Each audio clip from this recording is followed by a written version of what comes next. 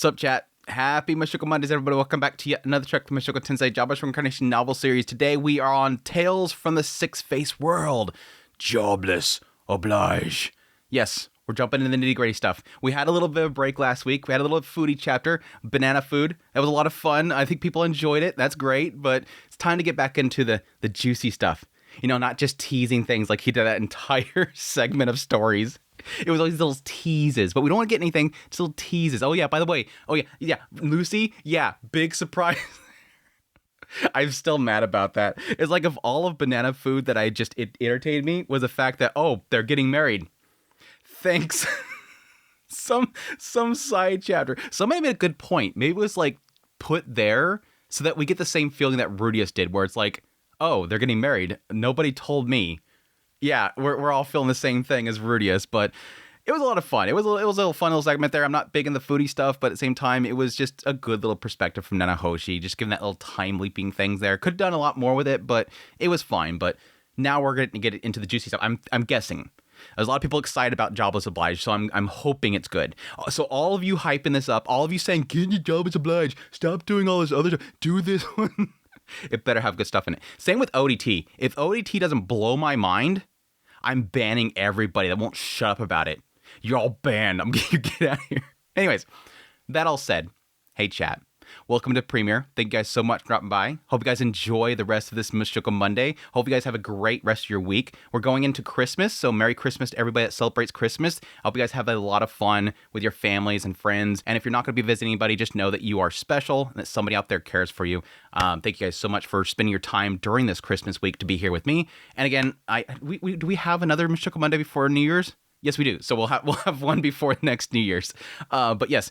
Thank you guys so much for your support, all your kind words, all that stuff means a great deal to me. And yes, as per usual, greatly appreciate everybody that support channel monetarily through Patreon, tips, links, super thanks, memberships, all that stuff. Thank you. It's you guys that keeps us going. For another year, it's you guys that keep this going. Last week, we had Royce Moist with a whole bunch of supers, as always. Thank you so much, Royce Moist. It means a great deal to me. And P. Fletcher with a super. Thank you. You guys are so amazing. With that said, let's get into it. Like I said before, Tales from the Six-Faced World, Jobless Oblige. Act 1, Enter. The name is Moon Knight. Chapter 1, In the Past, An Encounter. I'm guessing this is separated in acts with chapters, so we'll see how many acts we can get through. I think I have in my outline all of Act 1, so maybe we'll do Act 1 in one. But again, it's always dependent on how much we talk, how much Andrew yaps. I wanted to become Cheddar Man. This has got to be Sig. This is totally going to be Sig. Cheddar Man was the protagonist of a story that my father used to tell me as a lullaby. Cheddar Man was an ally of justice. He loved peace and helped people. Wearing a cape, he soared through the skies, and whenever he heard a cry for help, he would immediately rush into the scene. He never hesitated to sacrifice himself to protect the ones he loved. If he encountered somebody that was hungry, he would tear off a piece of his own cheese-made face and share it freely to help them. Of course, as an ally of justice, he never forgave evil. If a villain appeared in town to cause suffering, he would show up at once and start fighting. No matter how powerful the villain was, Cheddar Man never ran away. He would muster all the love and courage, fight with all of his might, and in the end, he would defeat the villain with a cheddar punch, making them see the error of their ways. Evil would be punished, and peace would be restored. That story was incredibly captivating to me as a child who wasn't even 5 years old yet. I want to meet Cheddar Man. Where's Cheddar Man? When I asked my father that, he smiled wryly and said, he's far away, so it's not easy to meet him. But if you're a good boy, you might be able to see him someday. But at that time, I believed that Cheddar Man had to be close by. For some reason, I was convinced of it. Don't tell me the reason why Sieg ends up going on a journey around and becoming incredibly powerful is because he's going to be searching for Cheddar Man. It's like Sieg returns home and Rudius is like 60 and he's like, oh, Sieg, you returned home. Where have you been? I've been looking for Cheddar Man. Maybe my father was Cheddar Man. The thought came to me when I saw my father giving food to the poor. Rudius giving food to the poor? ?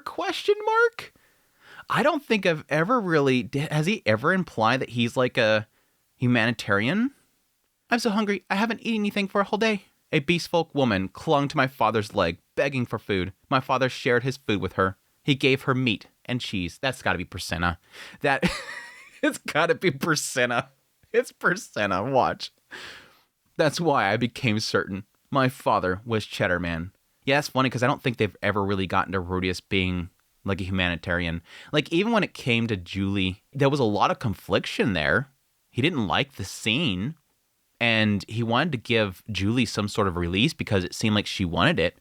But I don't think it's ever indicated like him going out and helping people, which is kind of surprising. I think it is sort of an understanding that you can't really undo certain things in the world. That conviction only grew stronger when I heard stories of his feats of heroism.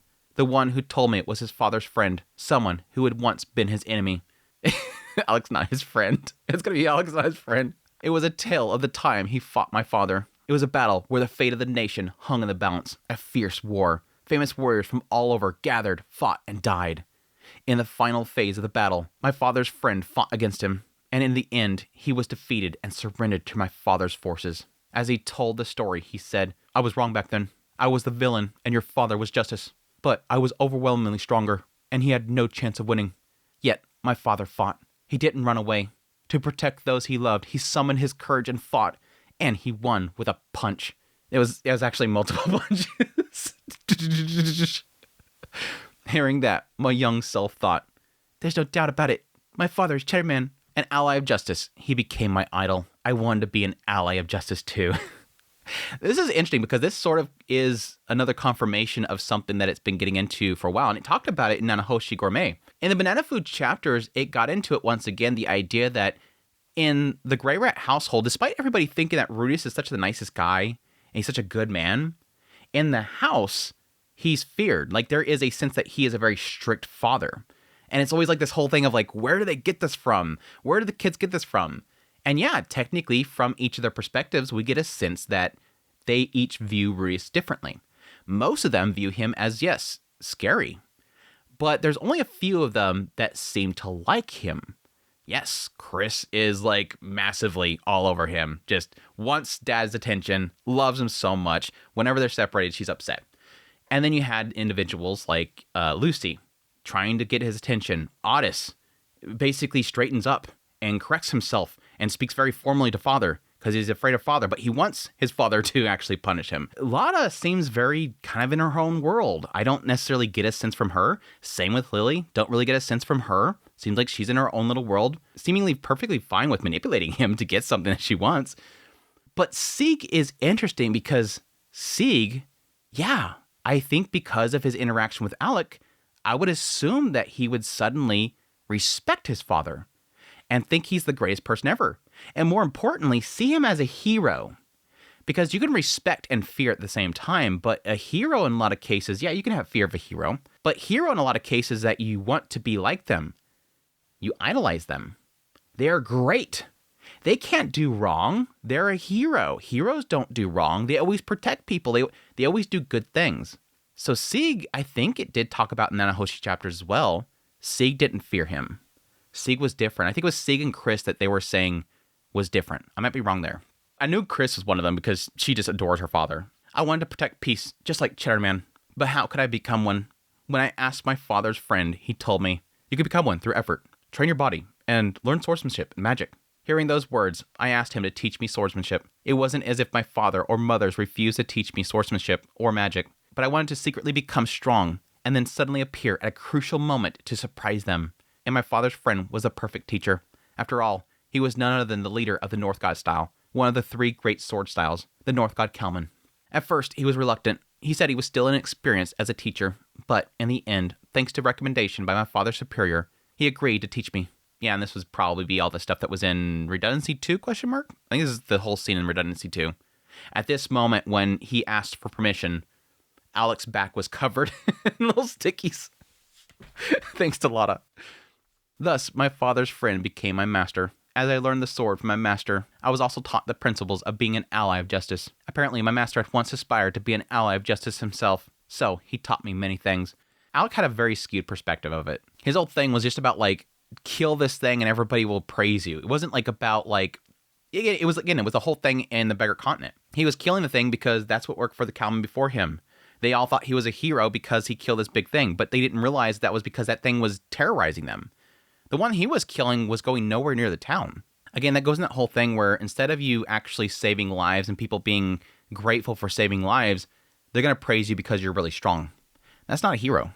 Again, that's somebody that is feared. That is power. That is fear. He said, even if evil was powerful, I must fight and claim victory. He said, I must never judge good and evil by appearance alone. Everything he learned for himself, and technically stuff that his father learned too. And I kind of wonder if some of that stuff was taught to him by his father after him being defeated with this whole situation, or if he just learned it by being around, Orsted. Because I think in his journey to try to be a hero, he was running all over the place and he was trying to relive these tales. And I think there could be something from him stopping, sitting still for a minute, and really kind of breathe things in where he could discover things. These guys aren't the smartest. So it could take a bit of time, but I think that's sort of what they're implying here, is that he's got a little clarity after getting his butt kicked, obviously. Of course, I argue that something up there got jogged. He got punched so many times, something up there in his brain got jogged.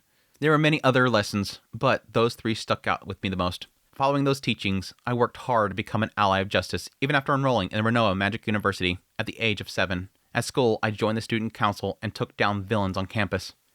Every single one of these kids is going to be in the student council. Every single one of them is going to join the student council. He didn't become the president, though.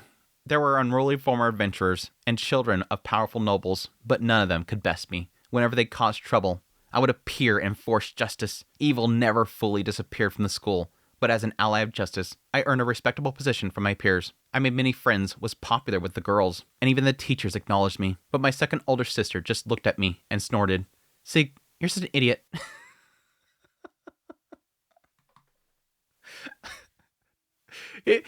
Again, it comes to that whole territory, the whole beautiful elf thing. Everybody's just like, the girls are all like, swoon over him. He's an ally of justice. He's so strong. He's protecting everybody. And Lotta's over here is like, you idiot. You're such an idiot. At the time, I didn't understand what she meant. I just thought that she was a bit of an odd person. She always carried her pet dog around and rarely talked to people. She loved pranks and napping, always up to some small mischief or skipping out on studies to sleep. Maybe she doesn't like him messing up her drinks. She would be the bad guy. Unpredictable. I never knew what she would do next. So I figured those words were just one of her whims. It wasn't until after I graduated from the Magic University that I understood what she meant. What could she mean? Again, he was trying to stop evil in the school. Everybody respected him. People liked him. He was popular with the girls. Teachers acknowledged him. But she believed that he was an idiot. Just the fact that he's pulling too much attention to himself, thinking that he's something special, but he's not really. It could just be an idea that she sees that he thinks that he is something great, when he's not. Everybody thinks he's great because he's fulfilling this role there, but she's like, stop letting it get to your head. He's becoming Alec, basically. He's becoming what Alec was. He doesn't know what true justice is. Problems never went away because all he was doing was forcing it to go away. He wasn't laying ground rules to stop it from happening. He was just reacting to it. And yes, Lotta is somebody that would be very proactive rather than reactive. In my family, it was customary to study the basics at a nearby magic university, and upon graduating and reaching adulthood at 15, we leave our hometown in the Renoa Kingdom and attend school in the Asura Kingdom. Thought it would be a little bit before then, but I guess it's around the same time. I was no exception. I left my hometown. Saying goodbye to my family and my master was painful, but this was a first step in my journey as an ally of justice. I was full of hope, determined to make use of everything I had to learn and do my best in the next stage of my life, the Asura Royal Academy. Since it hadn't been established for long, the school was still pristine. It had a grand campus rivaling the Magic University, with interiors lavishly decorated with glass and lace. The uniforms, modeled after the Magic Universities, was extravagant and suited for the beautiful nobility of the Asura Kingdom perfectly. If my young sister saw it, she would have been dazzled. But to me, this sparkly academy felt gray. A gray school life. Was I being oppressed by someone? No. Yeah, this is all kind of stuff that I would assume would be the case. Again, because I would assume that a lot of the information that they would be molding this around would be from something that's working in Renoa, and possibly a lot of influence from Rudius himself. Again, using Nanahoshi as sort of a proxy. Though I'm curious why he thinks that this is a gray school life, other than maybe possibly it being a place that's a lot more structured and thus finds it a lot more boring. It isn't like in Renoa where he's able to do a lot of stuff and be this hero. Here it's like everything's structured and there's not going to be a bunch of beast folk and, people from lands far away, adventurers. There's not going to be adventurers there causing problems. There's going to be a bunch of nobles and stuff like that they're going to be pulling strings and doing bad things, but it's not nothing that you physically can stop. It's manipulation instead. After training rigorously under my master and fighting countless skilled swordsmen in mock battles, there was hardly anyone who could challenge me. I was simply ignored thoroughly for one reason, because my hair color was strange. Oh, yeah, I forgot this was going to come up. I'm actually surprised it doesn't come up until now because, again, this is something that's going to be a problem up there in the north too. But I can see it being more so here. And again, that was the reason why I was so surprised that Ariel seemingly was okay with the idea of wedding off one of their children to Sieg because of his green hair. My hair was green. I was born that way. Green was the color of the Separds. The Separds were a demon tribe that did many terrible things during the war more than 400 years ago. That's why, in human society, green was still seen as an ominous color, the color of devils, and it was heavily discriminated against, which is a lot better for him than was for Sylphie, because Sylphie, when she was young, she couldn't protect herself. She eventually got strong enough to protect herself, but this was a difficulty for her. And then by the time that she was transported, it didn't matter anymore. For Sieg, at least, he's got strength. He's a strong person. But there's still a lot of discrimination and bullying that can happen that doesn't require physical. There's a lot of verbal, emotional manipulation that can still happen, which again, in a society like the nobles and stuff like that, these people are really good at this stuff. Until now, I had never thought much about my hair color. That was because my father and mother repeatedly told me that it wasn't true. But I imagine still in the courtyards and the playgrounds, he's still going to be bullied. Again, Lotta was being bullied for it. Why wouldn't he be being bullied for it? I think he only brought up once that he was bullied for it. See, this would be something that he's used to by now. This would be something that he's been experiencing for a long time up until this point. Maybe the Separds did do bad things in a war more than 400 years ago, but they weren't devils. If you actually met them and talked to them, you'd understand right away. In fact, my uncle was a Separd, and my cousin was too. If you met them, you see they were normal people. Well, my uncle was a bit stubborn, though. Or reserved. And this is a problem that obviously a lot of people face. Like me growing up, I was in an area that had a lot of mixed races. I grew up with people of, different skin colors, different ethnicities.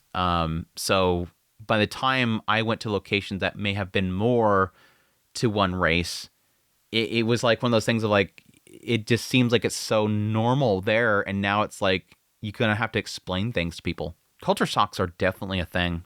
Besides, back in my hometown, no one made a fuss about my hair color. Again, this sounds like he's backtracking a little bit here because, again, they've mentioned before Lotta had problems, and I want to say that they've said before that Sieg did once, or at least somebody was bugging him about it, and then I think Lotta or somebody stepped in. Sure, when I was born, my mother was quite shaken up, and some people were startled when they first saw me. There was even times when passing adventurers whispered about me, but that was about it. In fact, I had never seen or heard anyone from the Renoa Kingdom speak ill of the Separds, but it was different in the Austria Kingdom. Again, this is a surprise. I know that there's definitely going to be more discrimination in Austria Kingdom, don't get me wrong. That's for a fact, because there was seemingly a lot more openness about a lot of different races in the northern area. But this seems odd. When I showed up at the entrance ceremony, someone shouted, "It's a devil!" And the whole place erupted in chaos. A large number of teachers and guards appeared and surrounded me. And the other big problem with this is that, again, if there's going to be a lot of nobles, these are people that don't get out. These are people that don't get out into the streets that would see that Austria Kingdom probably has plenty of beast folk and people of different hair colors and stuff. And a lot of these are probably sheltered nobles. Normally, in a situation like that, I would have immediately decided to fight them as an ally of justice. But at that moment, I had no idea what was happening. I didn't even understand why I was being surrounded. When they asked me who I was, I gave my name. Then they finally understood and released me. But since the students were still shouting, I was taken to a separate room. There, a teacher explained things to me.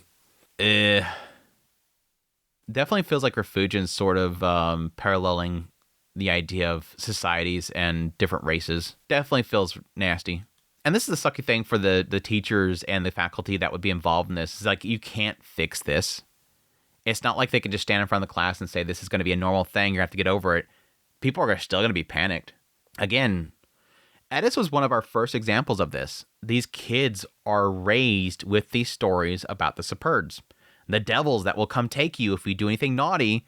The kids are terrified of this thing. This is the boogeyman of their childhood in these stories their parents tell them in order to keep them straight. This is not something you can erase immediately. Edis thankfully got over that very quickly, and that was because she liked how amazing Richard was. But anybody else that doesn't care about how powerful he is and wanting to get strong like him, they're going to continue to be afraid of him. She wanted to get stronger, so she liked Richard.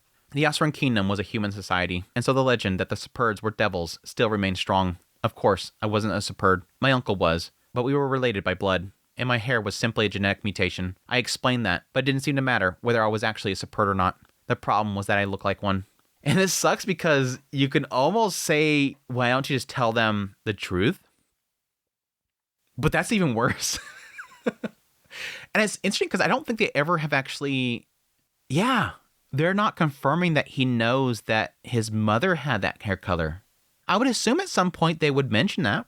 Yeah, your mother used to have it, but then the displacement happened and then she lost that hair color. But yeah, it sucks that... And I doubt that they would even tell him. They can't say that it's some sort of Laplace aspect kind of thing, because that would be even worse. Oh, it's not the Superd. No, I don't get my hair from the Superd. It's actually coming from the Laplace aspect. You know, that demon from the past? I explained that, but it didn't matter whether I was actually a Superd or not. The problem was that I looked like one. Yeah. And this could end up me turning into, I can see this is where Refugian's probably going to end up going, is the idea that, yes, Rudy has tried to help with the Superd racism, that kind of stuff, by doing the book and everything.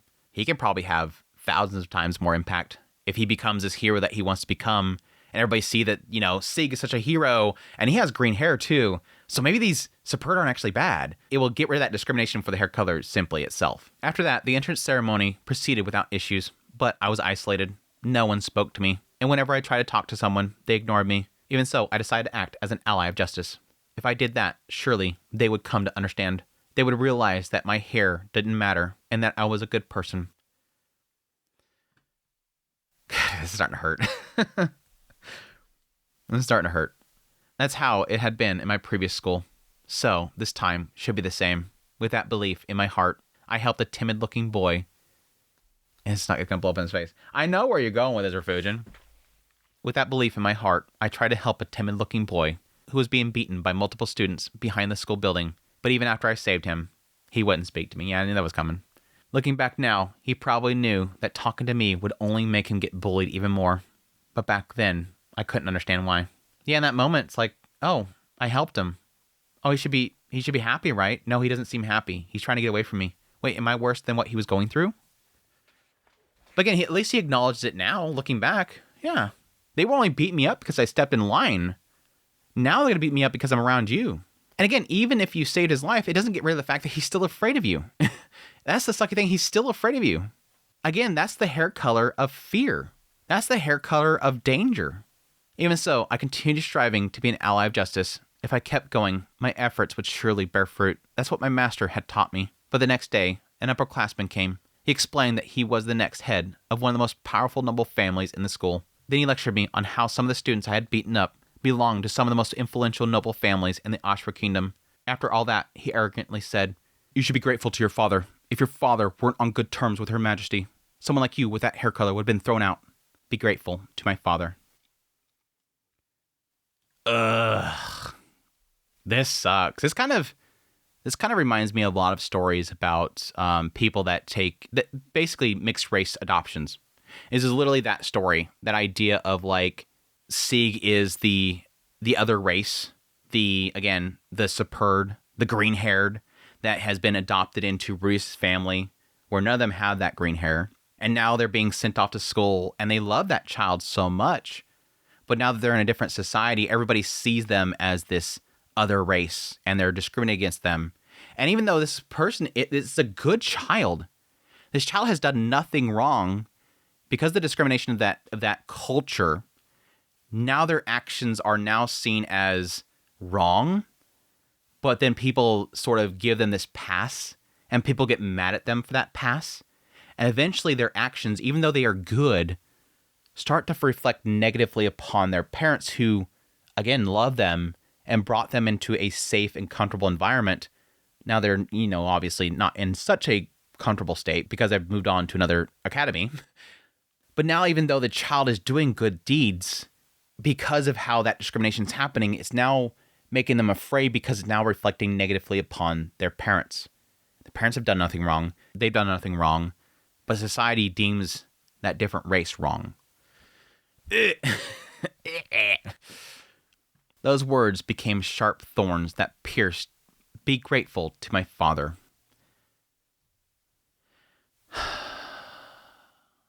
Element of privilege? Privilege element? Are we getting a privilege?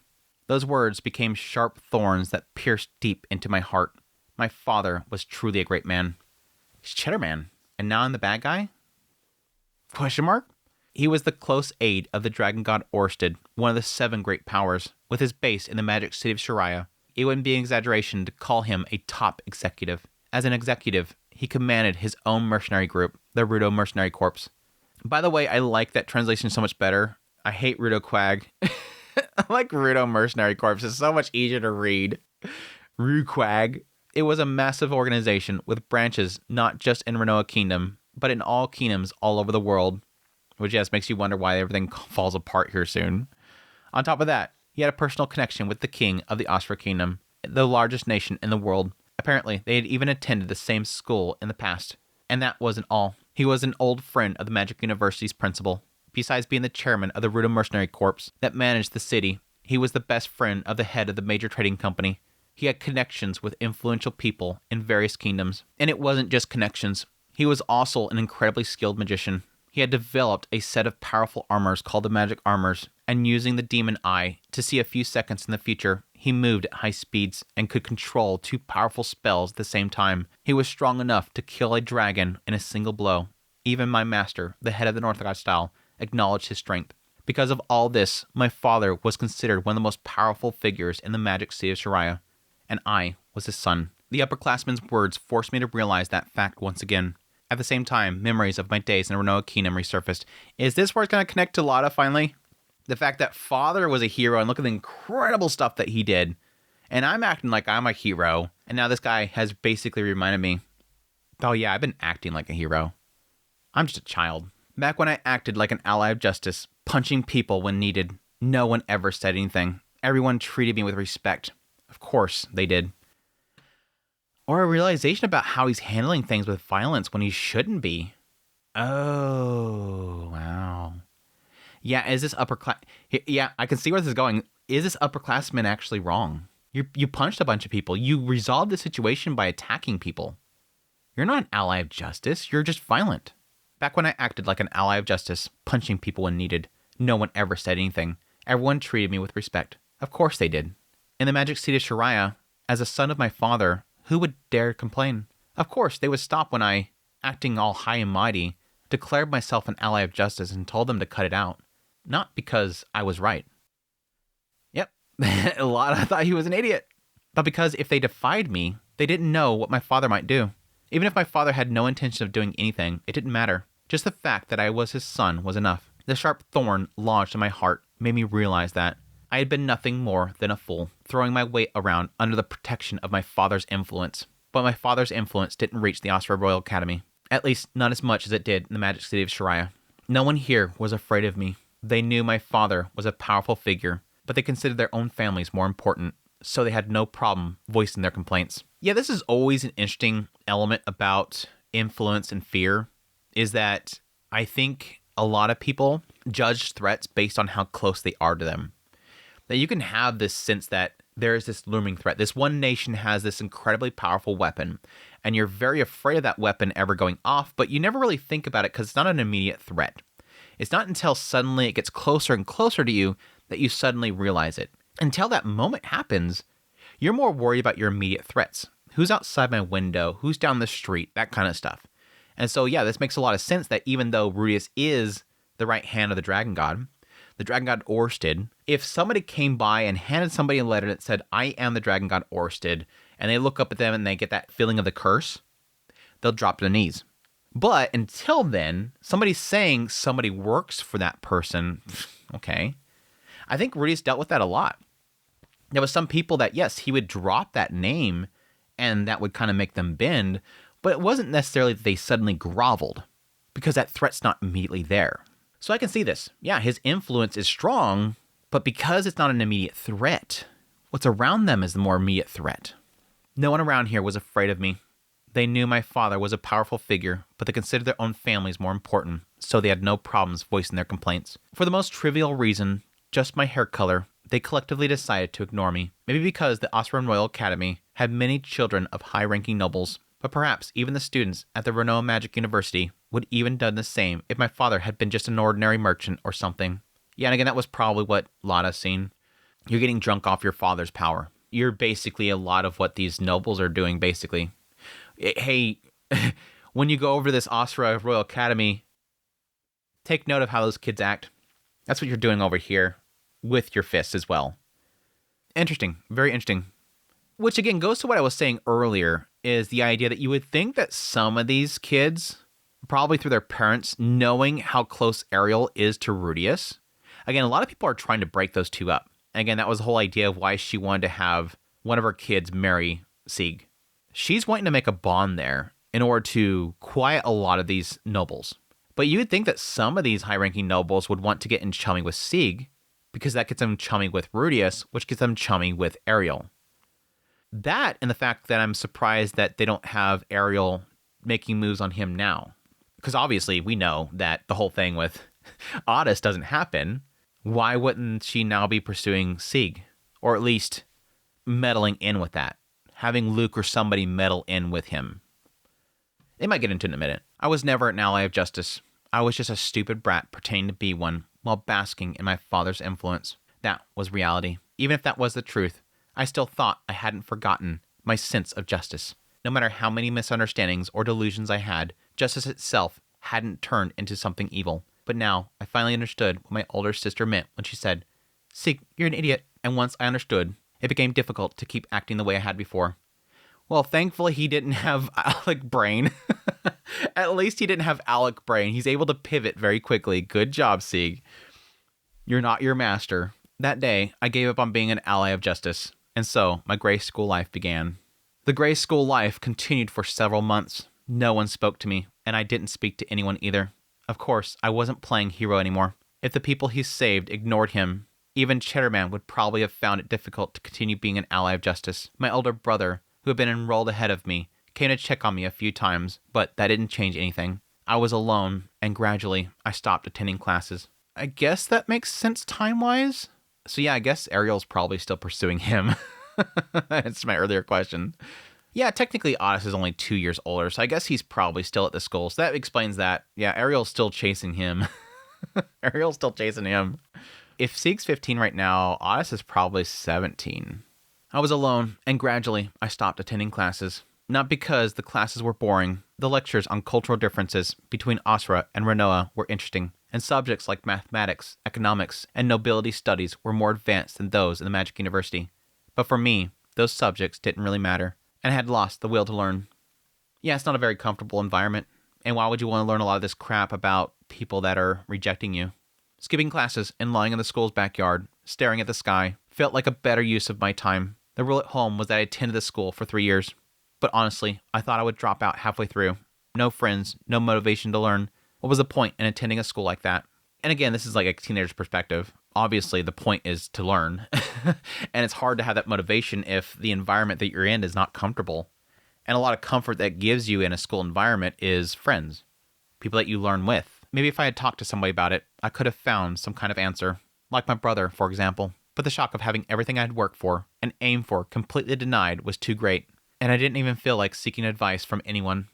The thing that he was aiming for and building toward, just becoming a hero, an ally of justice, I think this is actually a really good experience for him, honestly. I think obviously the biggest part of this whole thing that was jarring for him is realizing what Lada was talking about. What made him an idiot? He felt like he was some incredible person, and that was because of his father. Similar situation that happened with Norn. Norn was going through a lot of difficult situations because of everybody constantly with eyes on her brother. This is a similar situation where that influence affects him. But the problem is that his brain molded around the idea that he was a hero of justice, that he was doing incredible things. And so having this snap is a good thing to ground him and let him just mature himself. But sadly, it seems like he doesn't want to do that. He has an opportunity to grow by himself, but he's not doing that. course, I don't blame him because he's literally on hardcore mode. He's dealing with prejudice as well. What he's been building himself around is his power and strength. And if he can't use that to change people's minds, he's only left with trying to use his brains and wit, which I don't necessarily think him as this age has developed that kind of skill. However, that gray school life suddenly came to an end one day because I met him. No, rather than met, I should say found. As I sat in the shade of a tree in the backyard, watching the students, I noticed a boy who stood out. He seemed to be in the same situation as me, isolated, ignored by everyone, looked at with cold eyes, always alone. But unlike me, he didn't sulk. He diligently attended his classes. Even when he was treated coldly by those around him, sometimes even by the teachers, he still put effort into his studies. And around the same time I noticed him, he also seemed to have noticed me. One day, he approached me. Raising one hand casually, he spoke to me. Who would this be? Somebody that's treated horribly.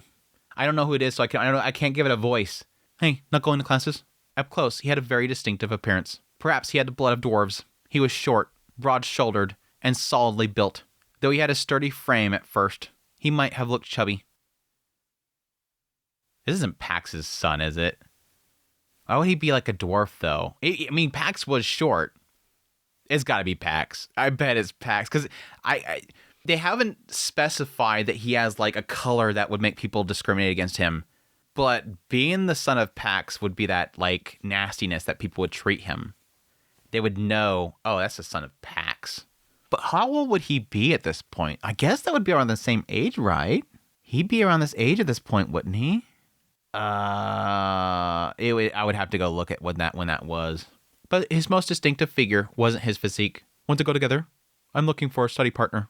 But maybe because of my hair, I haven't made many friends. His hair was a striking shade of blue. It's gonna be.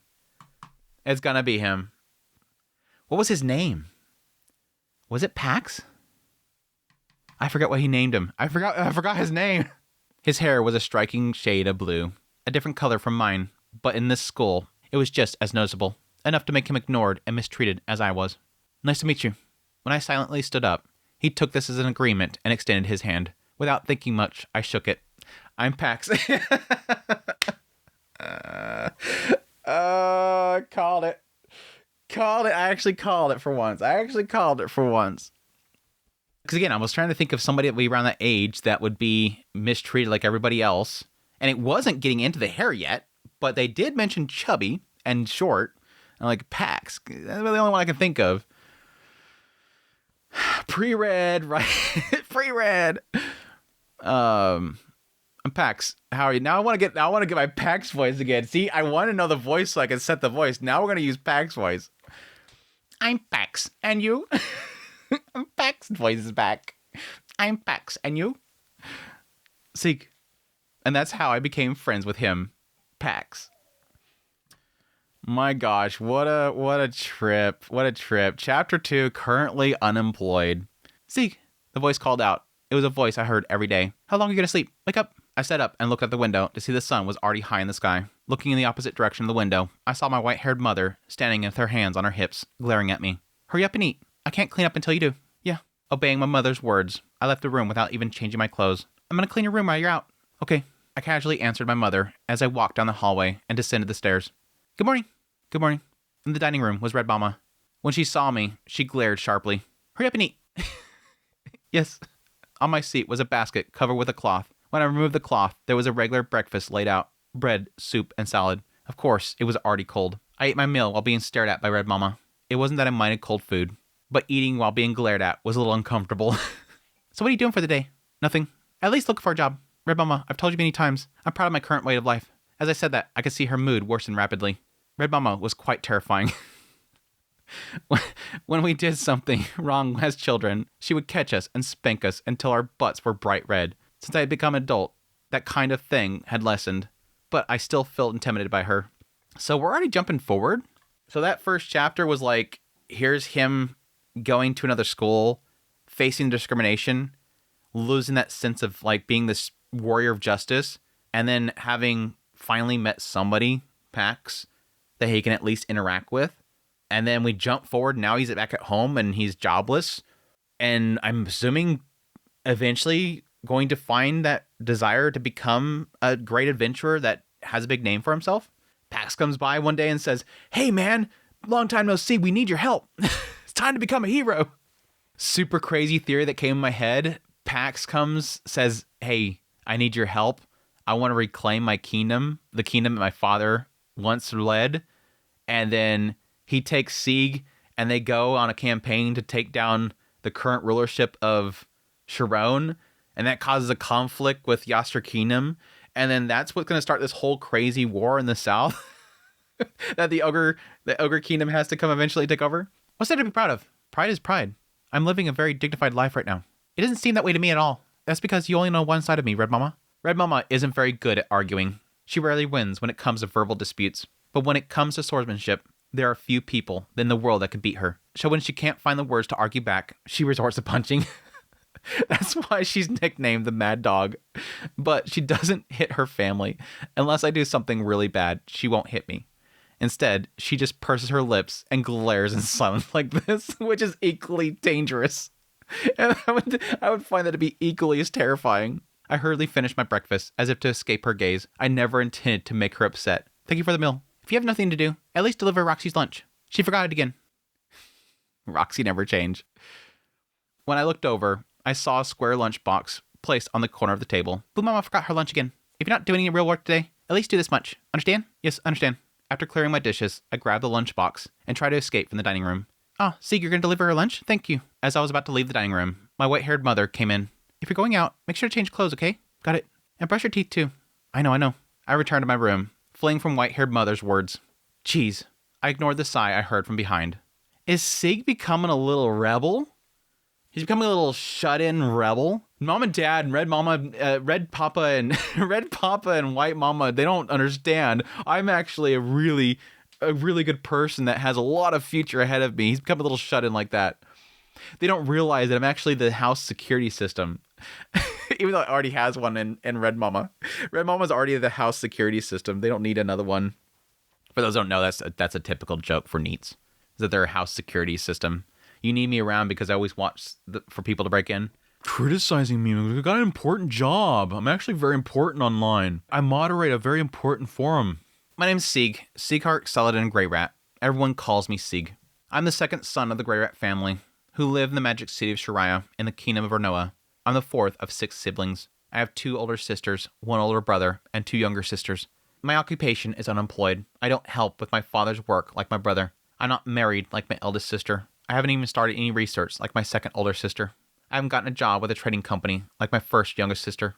Huh? That's news. That's news. My first youngest sister, which would be Lily, at this point, he would be, at least he's 18 right now.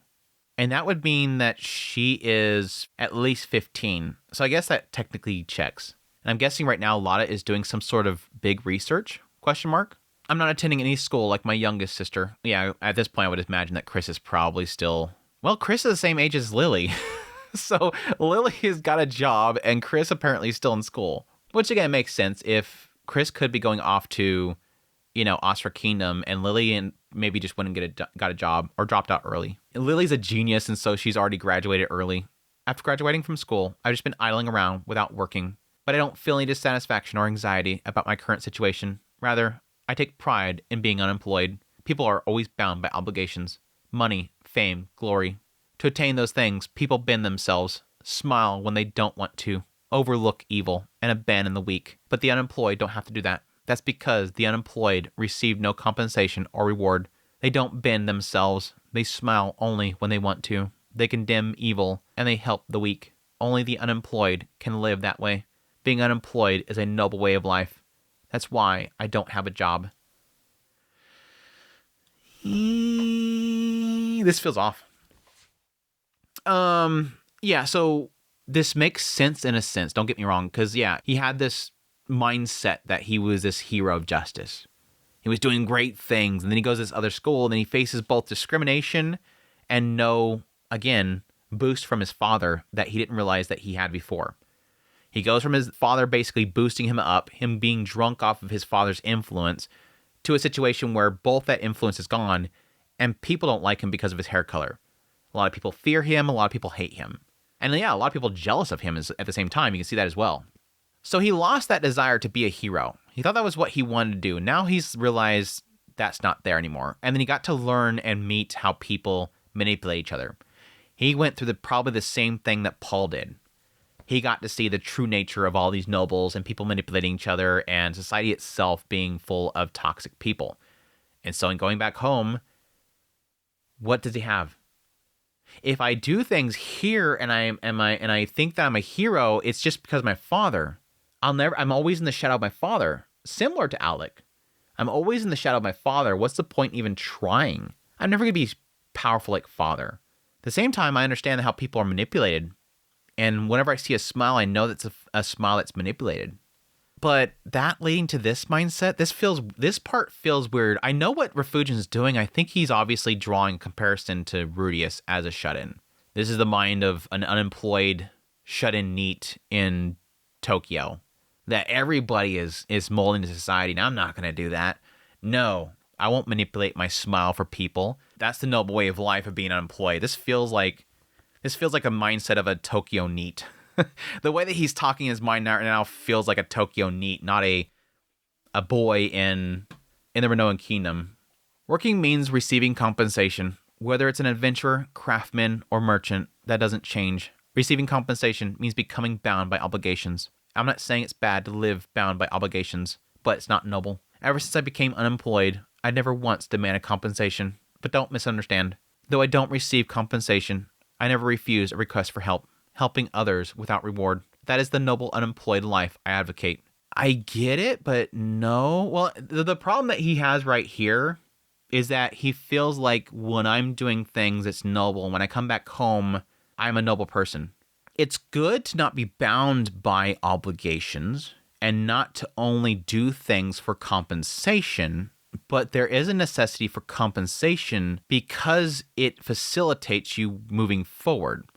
It's not a bad thing to ask for something in return, or at least to have people willing to give you something in return for that, because that allows you to continue on. All he's doing right now is just leeching off somebody else. He's placing a burden upon his family. He's placing a burden upon his mother, which they don't mind. I mean, White Mama is perfectly fine with, making sure that he's comfortable and he's fed. No mom it's very rare the mom's going to fully reject their child, but yeah, you have Red Mama, who is, of course, acting as Red Father, stepping in and, coming down upon him and saying, hey, you're old enough. You should be supporting yourself. You need to get out there and do your own thing.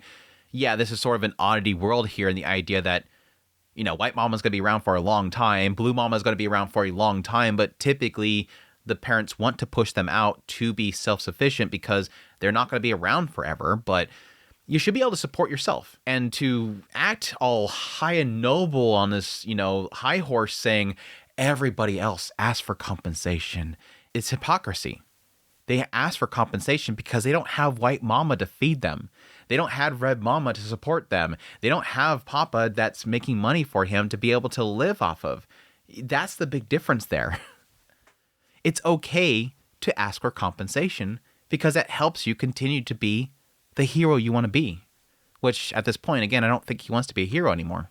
That is the noble unemployed life I advocate. Sieg, thank you. I almost ended up having to go without lunch. You're welcome. About an hour after leaving home. It took you an hour to get there? Just walking around helping people. I was at the University of Magic, delivering lunch to Blue Mama, who worked there. For someone like me, who doesn't have a job, it was no trouble at all. Should I give you some pocket money as a reward? I don't need it. A reward for something like this is unnecessary. I see. And so, I also refuse to accept any reward. The unemployed should not accept compensation. Nothing is cheaper than free. The unemployed need compensation. Again, I'll just go home and Mom will feed me. But you need money to look for a job, don't you? Oh, look at the time. Let's talk more next time. Huh? Come on, Sieg. I laughed and dodged the conversation. Get out, run. Then I left. Blue Mama looked like she wanted to say something, but in the end, she just said, thank you, and saw me off. Some may have already noticed, but I have 3 mamas. White Mama, Red Mama, Blue Mama. My father was wealthy, and since he wasn't a Mills believer, he married 3 wives. I am the son of White Mama, but none of the mothers favor their children over the others. Likewise, we children treat all of them equally as our mothers. According to my Millis believer acquaintances, they can't understand calling someone who isn't blood related their mother, but for me, it's natural. The mothers took care of all of us children without favoritism. This is kind of an oddity because I've expressed this before and I'll express it again. I love this dynamic. This is like the most purest and most healthiest setup to have here with a multi-mother household is the idea that they're all equals. They all treat the children equally. And again, they don't call them, here's mom, and then that's Edis, and then that's Roxy. They actually name them red, blue, white mama. But there is a side of me that almost feels like this doesn't seem like it would actually work this way just because of how much more stern Edis is compared to, say, Roxy. Like each of them are different aspects of the household. And so I would see them being treated differently just because of how they handle situations. Again, I could see them seeing Edis as more of a father figure and thus see them differently than they would see White Mama. Because Edis, Red Mama, would be the father, would be physical, correction. Even now, they treated me the same, even though I'm unemployed, constantly telling me to get a job almost every day. There's one thing that's equal across all three of them. Though their words differ, all of them say the same thing. No matter how much I explain about my noble unemployed lifestyle, they never understand. Again, I feel like this is really trying to push a Tokyo NEET mindset that I don't necessarily see kind of working exactly the same in this world. Well, I understand they won't really get it. From their perspective, even though I help out around the house, I'm still a good-for-nothing freeloader. If my family wasn't wealthy, I would have been kicked out long ago. This is technically correcting a little bit for me because I can see that technically being within a noble, wealthy family mindset. Like, for example, I guess it's not a really good example because that's royalty, but like example like Pax and Zenoba. Like, no matter which one of them technically wins, the other ones are probably going to still be within the royalty. And so even if they aren't going to be the one that wins the family, like in this situation, Otis is seemingly going to take over this family. Technically, Sig could still see a comfortable position that he can be in. Similar to what we previously talked about with, Aisha. Comfort. They're comfortable. There's a lot of wealth here. It's not like other families in this world that literally you're fighting to survive from the moment you're born. These children have to grow up quickly because they're, most of them, living in poverty, not really having much food on the table and having to quickly get to a position where they can start earning for the family themselves. Like they're in a family where as soon as they can get a job, 10 years old or something, as soon as you can start moving things for money, you start doing it because the family needs it. He doesn't have that. He's comfortable. Again, he's leeching off his family. He doesn't have to get a job. Yeah, I know. The only reason that I can say such lofty things now is thanks to my mothers and my father. Though they tell me to work, my mothers don't actually kick me out. For that, I'm grateful. At least he acknowledges it. At least he acknowledges it. That said, I tend to avoid my father. To be honest, I was afraid of what he might say. Finally getting into the idea of him being afraid too? What would he say, seeing my current state? That's nostalgic. That's what you're saying. Oh, that's nostalgic. And again, he probably wouldn't push. He wouldn't push. Sig doesn't know that, but we know that he probably wouldn't push. Yeah, he understands more than anybody. Because I've respected him since I was little, I'm terrified of hearing it. So during the day, I wandered around like this. This town, the magic city of Shiraya, seems small, but is actually quite large. As long as I don't go where my father might be, I'm unlikely to run into him. The Magic University has a relatively high chance, but today my father is on a business trip to the Asura Kingdom. Even if he suddenly returns home, he's likely to show up at the Magic University. In other words, I can't stay home. I get scolded by my mothers, and I don't really want to be there. That's why I came to a corner of the Magic University, to one of the rooms in the research building. Lada, are you here? Now he's avoiding his father. And again, we know that Rudius, if anybody, will say, I've been in your shoes. Don't worry, I'm not going to push you away.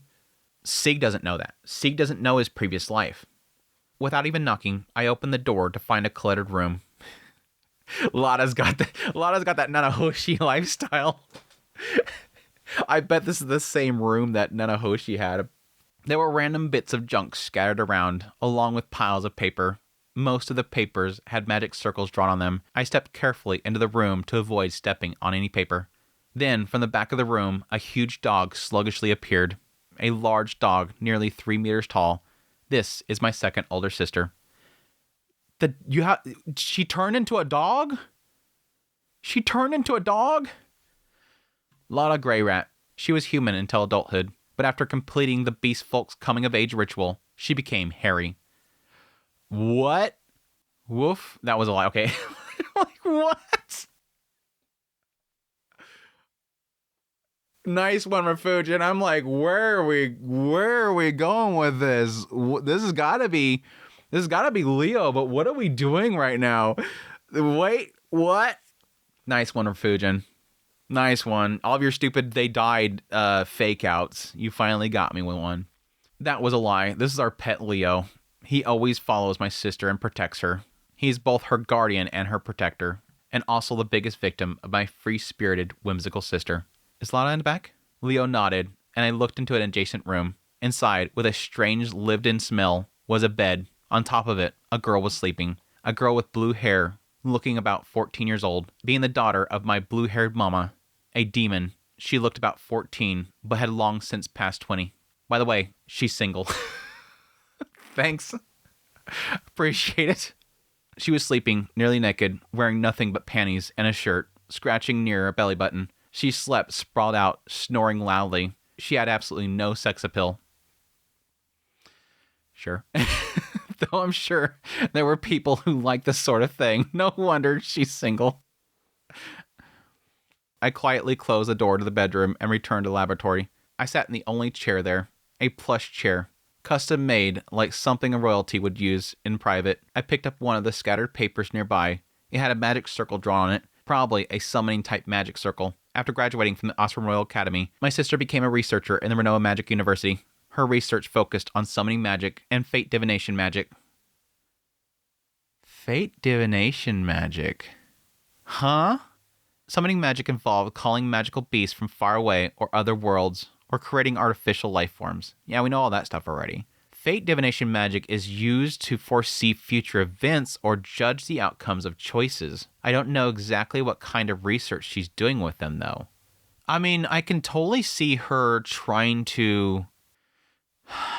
Again, again, what they've really kind of, drilled into our heads about Lada is that she is a lazy person. She doesn't like to get involved with things. She does get involved with things, reluctantly, but she doesn't want to get involved with things. She just wants to do her own thing. She likes to play pranks and all that kind of stuff. But when it comes to combat specifically, what have they said? I want to say probably at least 3 times already in these side chapters. She's always about finishing the fight before it starts.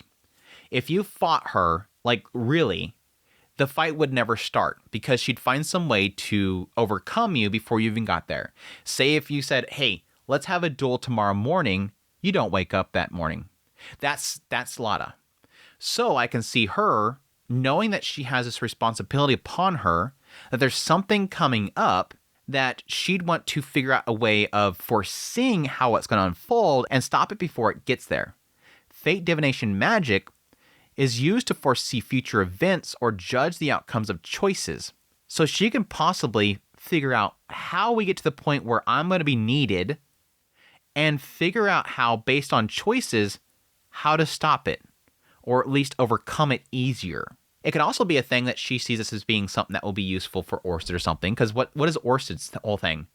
He's doing all these loops and having different outcomes based on what he does to get to the one that he wants. And they could both, and I kind of seen this from a long time ago, they could both be the same thing. The whole fight with the man god is exactly why the Sacred Beast is here now, and why Lada will be fighting alongside him for something that will endanger the world. It is the man god. It is the same thing that Orsted is going after. It is interesting, though, that she is also looking into summoning magic.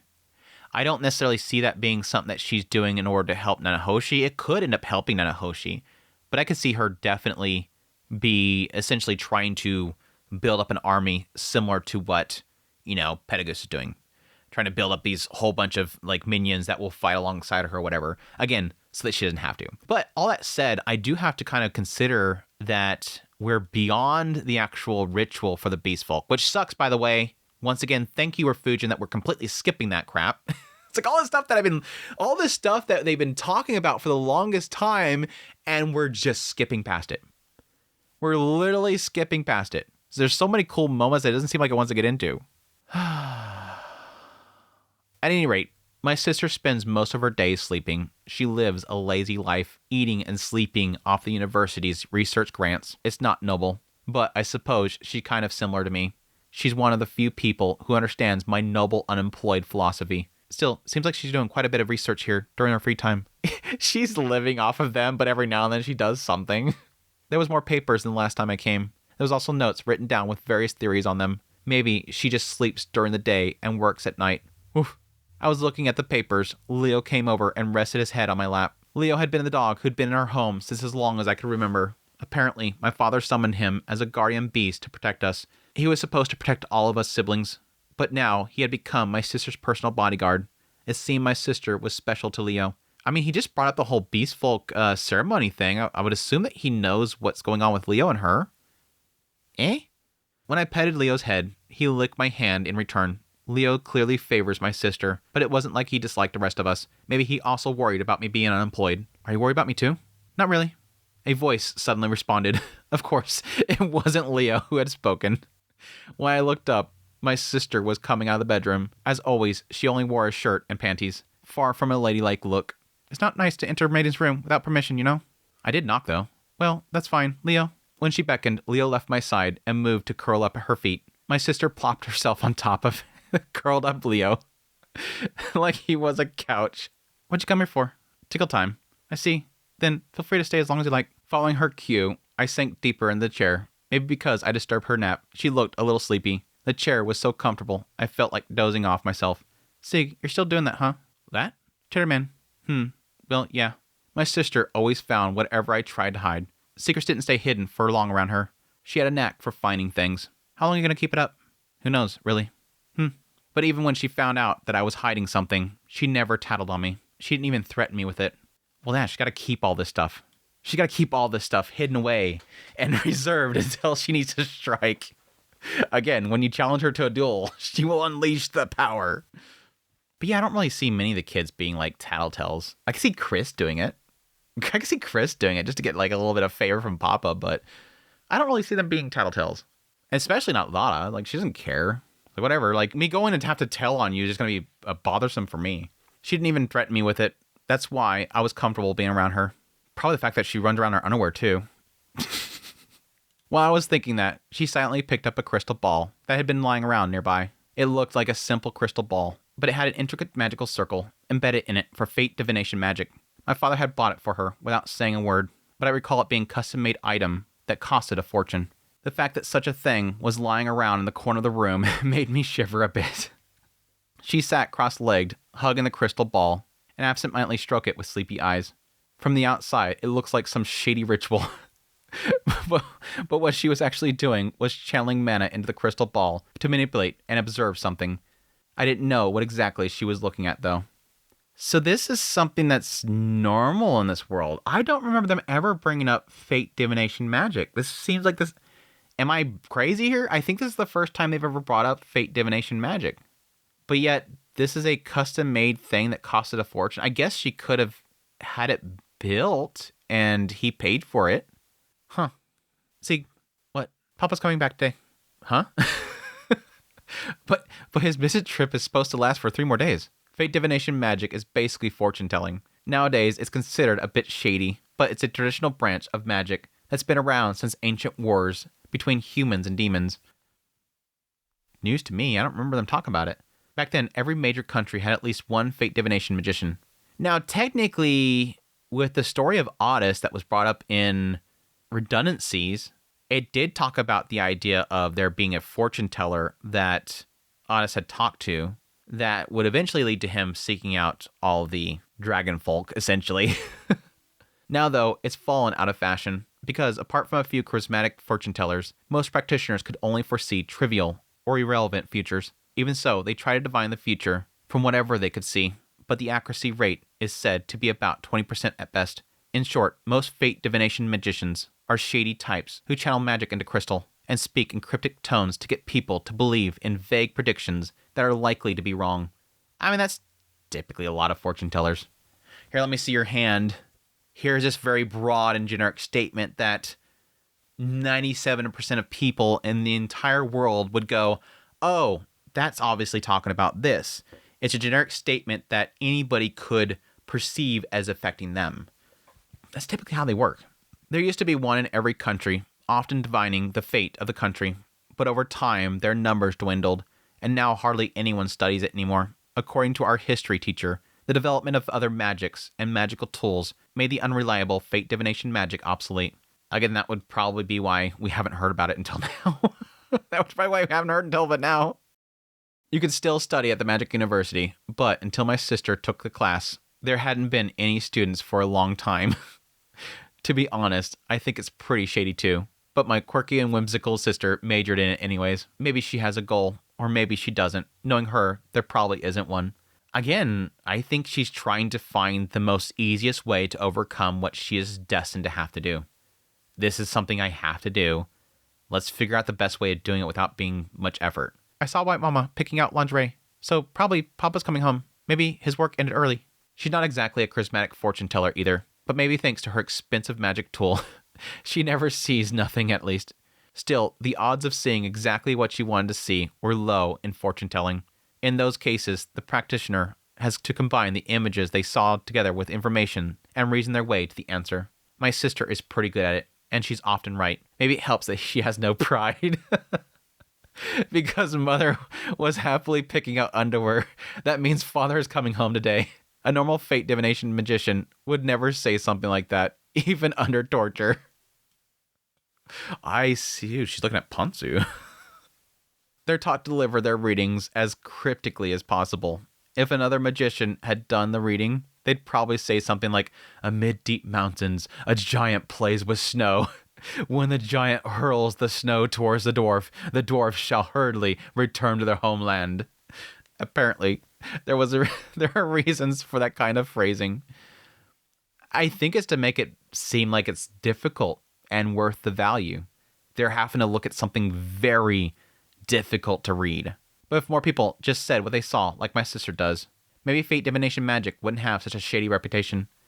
Again, like I said before, having very generic statements that can apply to anybody is exactly what makes it so shady. At least, again, in fortune telling that we have. Guess I can't go home today then. Still avoiding Papa? Yeah. Sieg, you're such an idiot. That was my sister's catchphrase. She always ended the conversations with, you're such an idiot. I used to wonder if it had some deeper meaning, but since she says it just about anyone, I guess it really just is a habit. It's fine to be an idiot, right? My sister casually tossed the expensive crystal ball aside, then sank into Leo and yawned. It seemed like she was planning to go back to sleep. Acting like that in front of people was just normal for her. Not particularly bothered, I decided to relax in the room with her until the afternoon. She's a dork. Late afternoon, I said goodbye to my sister and strolled around town. There was still a little time before the business I was heading to opened. In the meantime, I wandered around town like this. Suddenly, I spotted a carriage stalled in front of me. The axle connecting the wheels had broken. The cargo had spilled over onto the ground. The person who appeared to be the owner of the carriage was holding his head while trying to gather the scattered cargo. The carriage was fully loaded with goods for 2 horses to pull. He couldn't reload it onto the broken carriage, and even if he wanted to get repairs, he couldn't leave this place unattended for fear of theft. He seemed quite troubled. Let me help you. Oh, Sieg, that's a relief. I was having trouble. The destination is just up ahead, but... Then let's fix the axle. I lifted the carriage, resting it on my back and stabilizing the height, crawled underneath, and reinforced the axle with earth magic. It's only a temporary fix, but it should hold for about an hour. As expected of you. The merchant watched as I repaired the axle in admiration. I learned how to repair carriages at the Royal Academy. You might wonder why at the Royal Academy, but for knights and nobles, carriages are a daily necessity. That's why they teach repair methods at school. Yeah, I mean, even for nobles or whatever, getting, isolated out somewhere, that's death. Of course, nobles usually don't fix their own carriages, though. Yeah, but they might need to know how to tell somebody else how to do it. Afterwards, I easily reloaded the fallen cargo back onto the carriage and helped the merchant up onto the driver's seat. You really helped me out. Let me pay you. I don't have much on me, but no, that won't be necessary. I didn't do it for a reward. Really? As expected of Grey Rat Child. Truly admirable. Satisfied by those words, I left the scene. Hey, Sieg, good job. Oh man, thanks. Suddenly, the fruit shop owner tossed me a red fruit. Apparently, he had been watching the whole thing. I caught the fruit and took a bite. A sweet and sour taste spread refreshingly in my mouth. If I ever need help, I'll count on you too, right? If I happen to be free, then haha. This fruit wasn't a payment. It had nothing to do with me or the merchant. If the fruit shop owner ever needed help, I'd help him too, regardless of today's fruit. And I wouldn't take a reward then either. In other words, this fruit was simply a free gift. It's gonna, like, you have to start rationalizing everything. It's gonna start sitting there rationalizing everything. It's a payment. Whatever. Again, everything is a payment. You asking for compensation isn't necessarily that you're doing it for the money. It's just you're doing it so you continue to be able to live and thus do more good deeds. Oh, Sieg, thanks to you, I managed to stock some really good meat the other day. You're welcome. Hey, Sieg, thanks for the other day. Thanks to you, we had a healthy baby. No problem.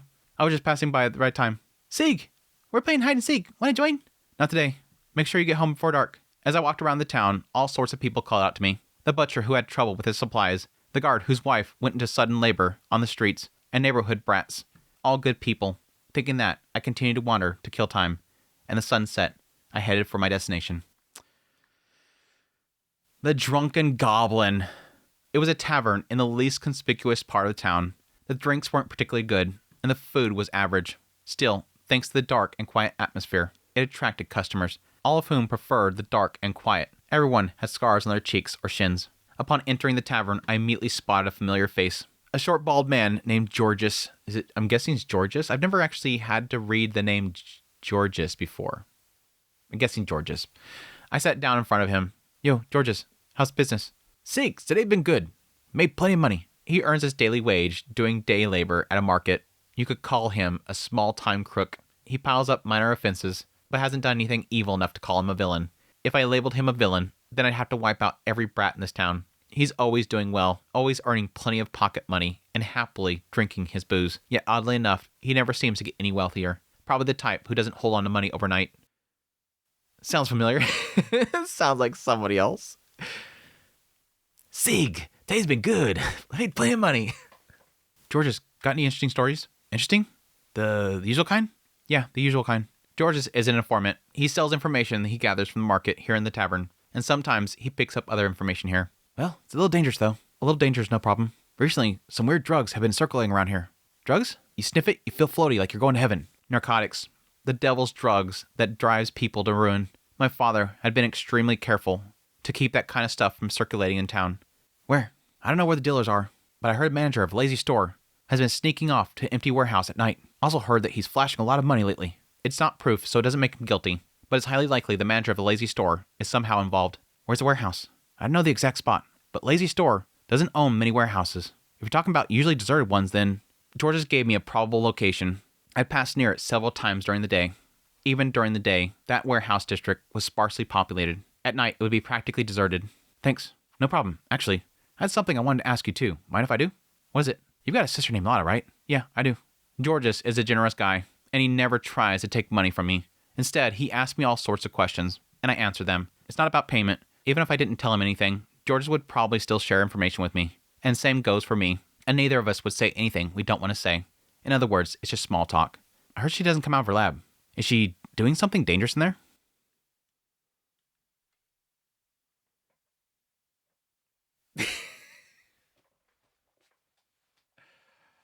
I was joking about the geese thing earlier, but this dude's totally a disciple of the man god. Hey there. Go find out information of Lotta. You can get information from him. Just ask Sieg the question. He'll give you all the information you need. No, she just researched summoning magic and fate divination magic. Divination magic? Is she trying to become a fortune teller or something? Who knows? She's whimsical. So maybe there's no particular reason. Huh. Georges never asked me for money. Though, as an informant, it seems that he turns the information that he gets from me into money. But that can't be helped. After all, he's not a noble, unemployed man. It would be wrong for me to criticize him for that. He connected it. Well, okay, first of all, he turns his information to money? I don't think so. I mean, there could be like a fan club for Lotta somewhere, and so he's selling this information about what Lotta's doing in there to somebody else, and they get that information or whatever. But yeah, I think this could be a sign that he's probably working for the man god, and he's trying to get information on her. But at least right here, we're seeing where Sieg does acknowledge the fact that I got it made. Yeah, I said earlier where, a hero doesn't ask for money or whatever, the unemployed doesn't ask for money or whatever. That's because he doesn't have to. Everybody else, like this individual, he's not a noble from like some rich family. He's not like me. He's got to make money from what he does. I can't criticize him. So at least he's not technically hypocritical, like I was saying. And so the time became midnight. The shop closed. The customers drifted off, one by one, to their beds. The time when people had gone to sleep. The end of the day. But my time isn't over. He's Batman. He's Batman. Chapter 3, now an ally of justice. It was a crescent moon night. In one corner of the magic city of Shiraya, there stood an old warehouse that few people ever noticed. It was a place used to store unsold stock belonging to a certain trade company, and these days it was almost never used. And yet, despite it being such a place, there was a faint light glowing inside. Candle lights, 2 of them. Inside the warehouse were 2 figures, their faces hidden beneath hoods. The 2 approached each other in silence, then quietly exchanged a passphrase. The house door, lock it tight, confirming each other's identities. Did you bring the goods? Yeah, top grade. One asked and the other answered as he placed a bag on the table. Opening it up revealed it was stuffed full of brown pouches. He took one out and handed it over as if to say, check it for yourself. The other man opened the pouch, dabbed a bit of the white powder inside on his finger, and licked it. He nodded. Good stuff, even at street level. This'll fetch a pretty good price. Then I'll take what's mine. Saying that, the man who tasted the powder pulled out a small bag from his pocket and took out 3 gold coins. Hey, 3 gold coins, a bit much, isn't it? Wait, these are Osram coins. Are you serious? For someone who can get merchandise this fine? 3 of these isn't expensive. Think of it as an investment. Osram gold coins, they were the highest value currency in circulation, worth several to over 10 times more than gold coins in other nations. And here, there was 3 of them. It was a fortune. Enough to live idly in the city for quite some time. Or do you think it's too cheap? No, not at all. More than enough. Before the other man could change his mind, he quickly pocketed the coins. The pair then pulled the bag of pouches towards himself. The deal was done. One man took the goods and the other the money. After this, they would part ways, in silence, as if strangers. The supplier would prepare the next shipment, and the buyer would find some place to sell it off. That was the unspoken rule of their trade. But hey, isn't this risky to sell this stuff in town? But things didn't end there. The supplier spoke with an unease. What's so risky about it? The city's under the thumb of the dragon god Orsted. He's got the mage king Rudius, and the north god Calvin III on his side. Selling this kind of stuff in the city, run by those kinds of monsters, don't you think it'd go real bad? Or did you make an arrangement with him? And what would you do if I had? Rumor has it, the mage king Rudius is a vengeful man. If your deal ever got traced back to me, I'd be in trouble. Ah. The buyer nodded as if he understood. The dragon god Orsted, one of the world's 7 great powers, said to be amongst the strongest fighters in existence. And in the city of Shiraya, he ruled with 2 powerful subordinates. His right arm, the mage king Rudius. His left arm, the north god Calvin III, Alexander. The first a mage, the second a swordsman. Normally a swordsman who fought on the front lines would be thought to be more hot-blooded and battle-crazed of the 2. But between these 2, the one who was more violent, no, the one whose most extreme reputation was Rudius. my reputation that precedes me is a bit exaggerated. It's a bit exaggerated. There was even a rumor that during a party in the Osra Kingdom, he was enraged by a noble insulting his god, and in a fury burned down an entire city, slaughtered everyone who lived there. That same night, Rudius had taken a liking to the city, gathered his own mercenary band, the Rudo Mercenary Corps, and claiming the place as his own. If someone were to freely start business here, again, some exaggerations built on other stuff. I haven't made any deals with them, but if I stay in the city long enough, I'll figure it out. What Rudius cares about and what he doesn't. As long as I stay out of his way, without bothering him, I can figure out plenty of ways to distribute this stuff. The man shrugged as he spoke. Rudius, after all, was still human, and like any human, he had likes and dislikes, bias in what he paid attention to, and as such, he would be indifferent to things when it came to things that were of no harm to someone, or not even an eyesore. Most people simply wouldn't care. That was the gap that this man meant to slip his goods through. Narcotics. The devil's drug. Yeah, I see this. Again, to my point earlier, and I made the joke that that's probably Persenna, that Sieg's seen Rudius giving food to Persenna. So the peace folk that wanted food, and I seen Dad give food to somebody that needed food. Rudius has never been a humanitarian. Rudius has never been somebody going out trying to save the world. He's only focused on things that are for his family, what's right in front of him. If he finds out that somebody's distributing drugs in a nearby warehouse, he doesn't care unless somehow that drug would get to his family, or if that was going to be an immediate threat to his family. He doesn't care about anything else. He's saving the world, but why is he doing it? Because he knows it's going to be a threat to his family. Otherwise, he doesn't care. He doesn't care really about any of this stuff. He's not going to go out there, and this guy knows that. This guy knows that he's not going out freedom fighting at night. That's seemingly what we're implying that Sieg's going to end up becoming, is Sieg's going to become the superhero, whereas Rudius is just worried about his family. And again, I don't really necessarily blame him because Rudius is constantly going out on these business trips for Orsted, because Orsted's telling him to do it, because it's all part of this future plan. He doesn't have time to focus on some random drug dealer. And once he gained untold riches, he would laugh, reclining in his mansion, built atop the broken lives of others, echoing with vile, mocking laughter. But just then, that won't happen. A voice rang out inside the warehouse. Who's there? The two raised their candles and searched the surroundings, and then they found him. Above their heads, sitting in the skylight, a man was looking down at them. What? The two were speechless. Was it because their secret meeting had been discovered?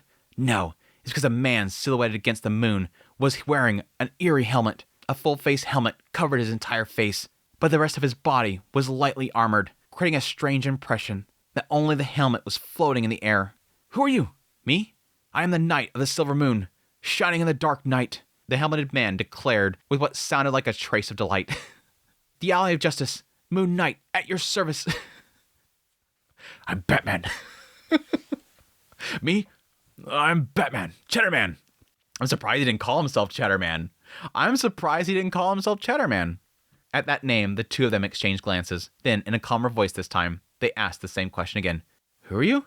Villains, I won't allow such filth to circulate my beloved city. Here I come. The helmeted man ignored the second question. He leapt down from the skylight and landed between the two of them. The two couldn't hide their confusion. A meddler! This thing's not leaving my hands. However, it seemed the man's resolve to stop the distribution had gotten through. The man holding the powder drew the sword from his waist. Seeing the dull silver gleam, the man who had accepted the money snapped back to his senses. I've got nothing to do with this. Of course he was involved, but saying so, he panicked and bolted for the exit. Yet the helmeted man did not let him escape. Moonlight Knuckle! With that shout, the helmeted man moved with tremendous speed, cutting him off and driving his fists deep into the man's stomach. Kuh! The man who brought the powder spewed blood from his mouth and collapsed to his knees. What? The other man, sword in hand, trembled at the speed and skill. This man, who had appeared out of nowhere, shouting incomprehensible things, was in existence far stronger than himself. That much he understood. So still holding his sword, he tried to leap out a nearby window. Moonlight strike! But again, the helmeted man was faster, cutting him off like before. This time he drove a straight punch into his face. The man's nose caved in, blood spurting like a fountain. He dropped to his knees, clutching his face. With a look of both confusion and despair, he raised his eyes to the helmeted man. The helmeted man still had his fist clenched. All right, I get it. I was wrong, so... Finishing move. Moonlight Serenade. I want to do this. Finishing move. Moonlight Serenade. He's totally like a freaking character from another world. Cheddarman. Cheddarman. Joe Cheddarman.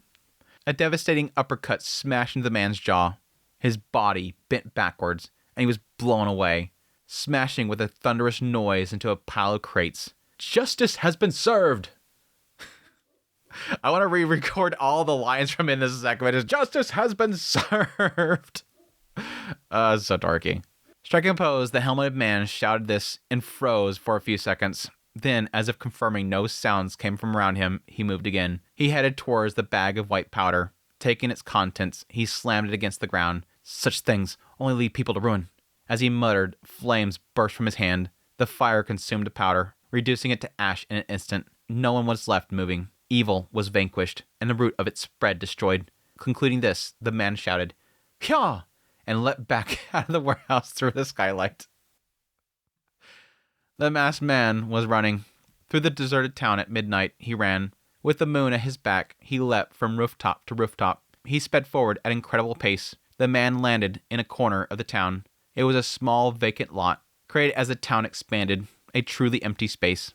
Even if someone were to build a house here, it would have to be a little bigger for it to make sense in such terrain. But at the center of this vacant lot, though very hard to notice, a single rope stuck out from the ground. The man approached the rope and gave it a rough tug. And then, what a sight! A dull clunk. A section of the lot opened up, revealing stairs that descended below. This was no vacant lot. It was a secret base. It's hell making him into Batman. They're making him into Batman hard. No, actually, what this whole thing is really kind of reminding me of is Great Saiyaman. This actually is reminding me a lot of Saiyaman.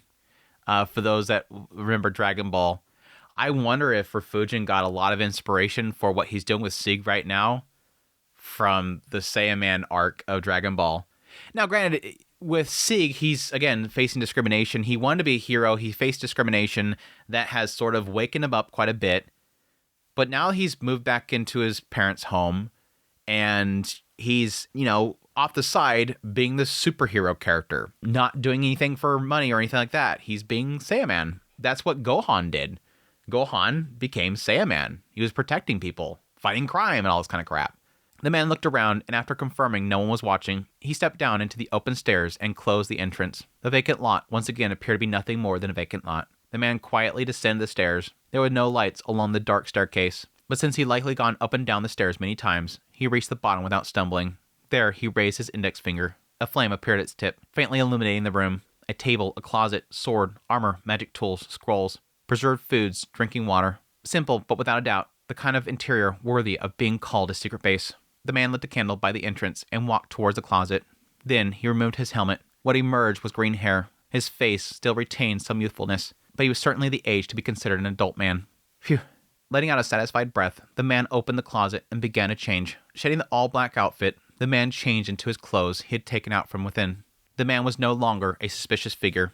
Before the mirror now stood nothing more than an ordinary townsman. After checking his reflection, the man left the secret base. Once outside the lot, the man walked slowly, as if frantically running earlier had been nothing but a lie. He wandered here and there, meandering like an old man, until he eventually reached a certain place. A corner of the residential district. It was a house the average resident of the Magic City of Shiraya would never approach unless they had reason to, though not out of fear exactly. Its walls were covered entirely in vines. By day, the vines bore flowers, giving a stylish and chic impression, but at night it was nothing short of eerie. As the man approached the gate, it opened up without a sound. No one stood beyond it, without a hint of doubt. The man casually stroked the vines, which were wrapped around the gate, with his hand and stepped inside the grounds. I don't know why they're overly describing Reese's house. We know what this is. From his pocket, the man took out a key and as quietly as possible unlocked the front door, gently opening it, gently closing it. He slipped inside without making a sound, then tried to sneak up the stairs near the entrance to the second floor. "Welcome home." A voice stopped him, and the man flinched in surprise. "I'm back." The man turned to see a woman with white hair. Though she still looked young, she was none other than his mother. Are we done with the whole, we know who this is. Why do we have to act like we're talking about someone that we don't know? Sieg, what are you doing out so late? Sieg, what a revelation. The green-haired man was Sieg. Unbelievable though it might be. The true identity of the Knight of the Silver Moon who shone in the dark of night, Moon Knight, was none other than Sieghart Saladin Greyrat. Okay, I'll play into you, Refugin. Whatever, I'll play into your game, Refugin. Well, what about you, Mom? Why are you still up so late? Just coincidence. I happened to wake up for a bit. Hey, Sylphie, you're probably looking for him. She walked up to the stiffened Sieg and frowned. A fight? Huh? What are you talking about? Your neck. There's blood on it. Sieg hurriedly pressed his neck. Looking at his fingertips, he saw the red-black stain. It was no doubt the blood splatter from the drug dealer that he had struck earlier. No, it's not what you think. I just got a nosebleed on the way. Huh. Since your father won't say anything, I won't nag either. But please, don't make me worry so much, right? Yes, I'm sorry. Sieg said that, then hurried upstairs as if to run away. Honestly, you just go wandering around without even working. His mother sighed as she watched Sieg's back. Sieg Saladin Greyrat, the second son of the Greyrat family, an unemployed man. However, his occupation, unemployed, was only a facade. His true identity was that of an ally of justice, the Knight of the Silver Moon who shines in the dark of night, Moon Knight. By day, he pretended to be idle, but in truth, he gathered information from the taverns and the Adventurers Guild. Based on information that he obtained there, he would sense the presence of evil, and at midnight, he acted, striking down evil in secret. After graduating from the Osra Royal Academy, that was the kind of life he led, without a job. It's a good start. That's the end of Act 1. That's a good start for this story, I think. Again, I was feeling a little bit miffed about how he was kind of portraying him as being sort of like a Tokyo, Japan typical NEET, but again, I think it does technically make sense, the idea of, again, somebody that has been, growing up with a silver spoon in his mouth. Like, this is a guy that's not needing anything. He has everything given to him. He's comfortable. He doesn't have to worry about wanting stuff. He doesn't have to worry about getting paid. At least it acknowledges it at some point that this guy has to do this because he's not a noble child. He doesn't have, white mama at home to feed him when he gets there. Doesn't have people to look after him. He doesn't have a roof over his head that doesn't require any sort of payment. He has everything he needs. So I'm glad that he's not oblivious to that kind of stuff. But it's a good setup so far. I'm kind of curious as to why he would have so much fears as to what he's doing and being confronted by his father, despite the fact that he's technically doing good. But again, that goes back to the idea that I think counter to how it sort of started out this chapter on the idea of him seeing his father as a hero and a great man, how quickly he shifted into not trusting his father. And again, I think that could come in the idea that he feels less than his father, feels that he won't impress his father if his father finds out what he's been doing. But yeah, I'm just calling it right now. This is the Saint Saiyaman arc. This is totally Dragon Ball Saint Saiyaman. They're doing the Saint Saiyaman thing with Sieg, Saladin, Grey Rat, which I hope it turns into something fun. I think this is sort of funny to have this entire story arc happen just because of how much I think criticism Rudius gets for not getting involved with certain things. I'm literally seeing Act 2 judging the evil of the slave market. That's one reason why it's kind of popping in my mind here. But having Rudius overlook evils for so long and it being understandable, the idea that this is stuff that can't be changed, and later on it sort of transforming into these are things that he doesn't have time to deal with, is sort of interesting. To have a character who is the son of Rudius himself, who might possibly actually not overlook these things. He will be an actual hero. Unlike, again, Kalman III, he's somebody that does see evil, judges evil, and takes action. Now, question is, based on what we know about Kalman II, will Sig deal with the same stuff? Question mark.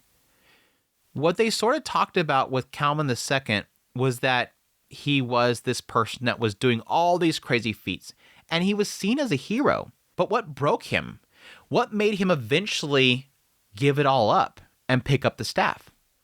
Was the fact that he was doing things that he thought was right at the time, but that it blew up in his face because he was essentially choosing the losers.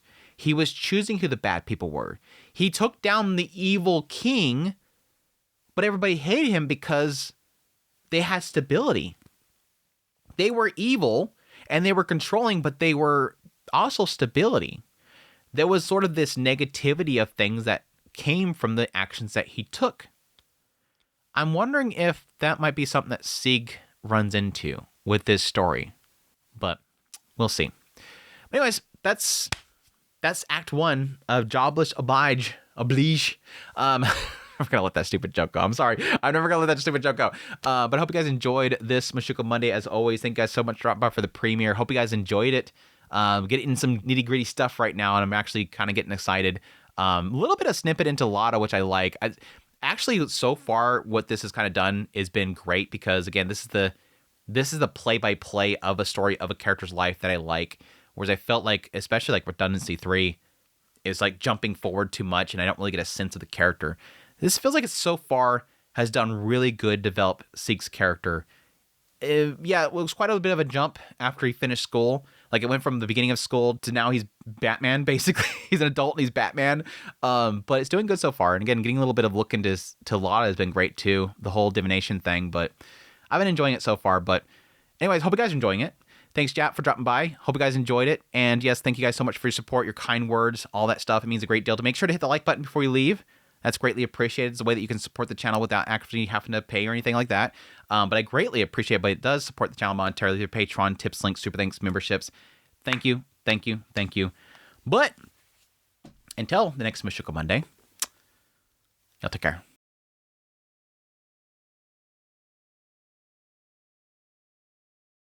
I want to say redundancy.